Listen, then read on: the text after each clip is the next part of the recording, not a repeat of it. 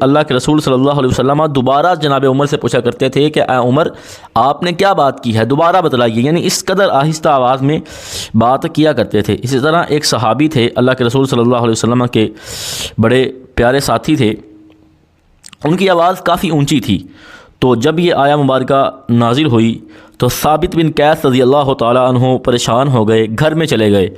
اور اس آیہ مبارکہ میں اللہ تعالیٰ نے یہ بھی بتایا کہ وَأَنْتُمْ لَا تَشْعُرُونَ کہ تمہارے اعمال ضائع ہو جائیں گے، تمہیں معلوم ہی نہیں ہوگا، یعنی یہ گناہ ہے، اللہ کے رسول کی آواز سے اپنی آواز کو اونچا کرنا یہ گناہ ہے۔ تو ثابت بن قیس رضی اللہ تعالیٰ عنہ اپنے گھر میں چلے گئے اور گھر میں بند ہو کر بیٹھ گئے اور سوچا کہ میں تو جہنمی ہو گیا ہوں، میں تو اہل جہنم میں سے ہوں کہ میری آواز بڑی اونچی ہے۔ اللہ کے رسول کو معلوم ہوا، اللہ کے رسول صلی اللہ علیہ وسلم نے انہیں بلایا اور کہا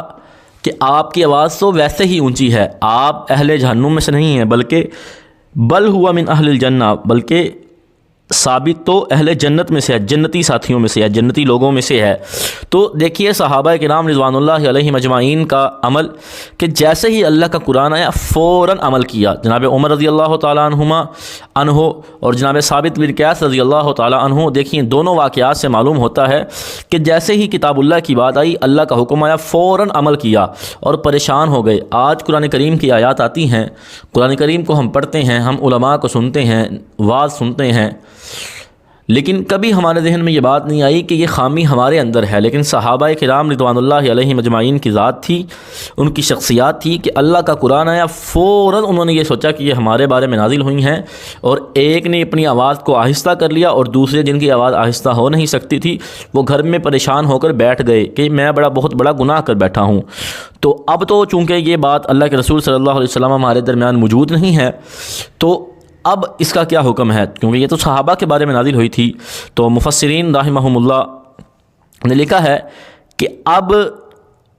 اللہ کے رسول صلی اللہ علیہ وسلم کی مسجد نبوی میں اپنی آواز کو اونچا نہیں کرنا، یعنی روضہ رسول کے پاس اونچی آواز میں بات نہیں کرنی، اور دوسری بات اللہ کے رسول صلی اللہ علیہ وسلم کی حدیث کی مجلس میں حدیث بیان ہو رہی ہو یا حدیث کی مجلس ہو، وہاں اپنی آواز کو اونچا نہیں کرنا، تو اس آیہ مبارکہ پہ عمل ہو جائے گا۔ تیسرا حکم، یعنی پہلی بات اللہ تعالیٰ نے اہل ایمان کو مخاطب کیا، دوسری بات یہ بات کی کہ اللہ کے رسول کی آواز سے اپنی آواز کو اونچا نہیں کرنا، تیسری بات اللہ رب العالمین نے یہ کی کہ وَلَا تَجْهَرُوا لَهُ بِالْقَوْلِ كَجَهْرِ بَعْضِكُمْ لِبَعْضٍ، اللہ کے رسول صلی اللہ علیہ وسلم کو پکارتے وقت بھی ادب کا خیال رکھنا ہے، ایسے نہیں پکارنا جس طرح آپس میں ایک دوسرے کو پکارتے ہو، یعنی آواز دیتے ہو ابو بکر بات سنو، عمر بات سنو بول کے نہیں، اللہ کے رسول کو پکارنا ہے، بڑے ادب کے ساتھ پکارنا ہے، بڑے ادب کے ساتھ پکارنا ہے، جیسا کہ اللہ رب العالمین نے قرآن کریم کے اندر ایک جگہ فرمایا ہے